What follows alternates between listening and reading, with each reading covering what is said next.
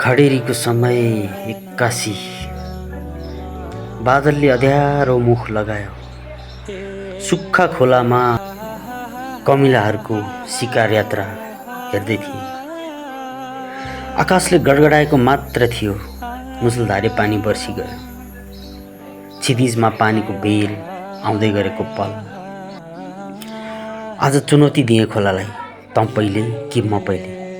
बेजोडले दौडे सुक्खा खोलामा बेल अब भल हुँदै थियो।